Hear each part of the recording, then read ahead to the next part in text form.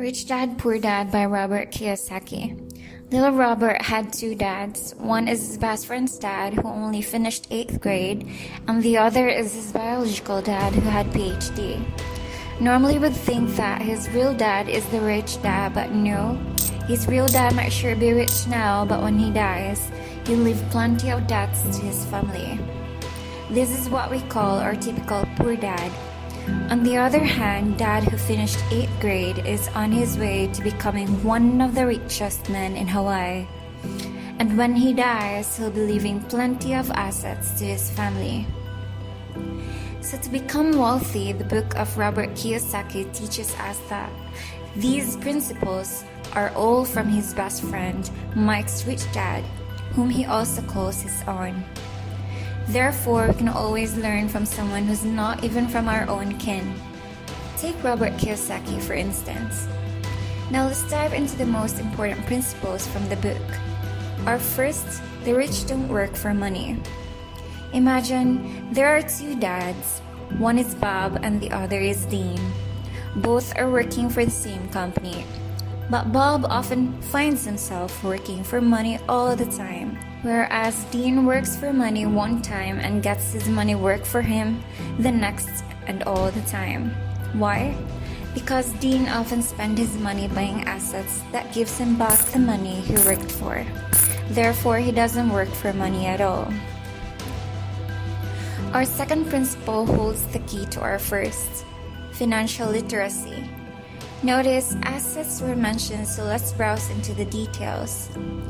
We must know the difference between an asset and a liability to let money work for us and not let us work for money. To let money work for us, we must buy an asset. Now, what are assets? Asset is something that inserts money into your wallet.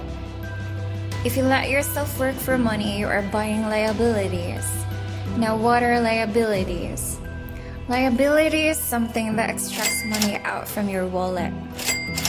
Let's go back to the two men, Bob and Dean. Bob here has liabilities. As soon as he gets his salary, he buys new clothes, houses, cars, gadgets, and etc. These, of course, takes money out from his pocket. Whereas Dean here has assets. After he gets his salary, he buys stocks in a trading company, houses and cars set up for rent, advertisements for his business to grow. These are something that gets money inside his pocket. Now, our third principle, mind your own business. To mind your own business, you must only mind on how to grow your assets and maintain them. For instance, Bob here says, the reason I am not rich is because I have kids. Dean thinks, the reason I must be rich is because I have kids. Mantra of both men differs a lot. Other says, we can't afford that. The other thinks, how can we afford that? With the focus of minding your own business is that you can find the answer on how. Not minding your own business with things that cannot help you become rich. Wasting time on income statements that interferes and affects you in many ways. So let's dive on how.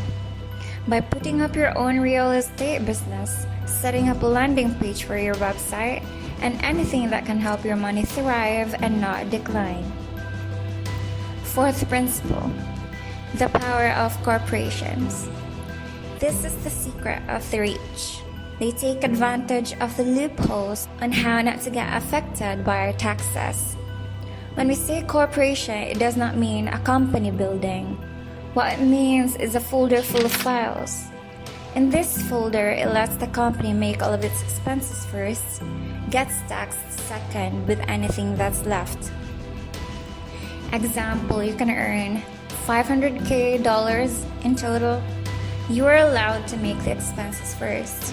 So you spend on advertisement, which costs you $300K, on travels that cost $100K, and other stuff that costs $50K.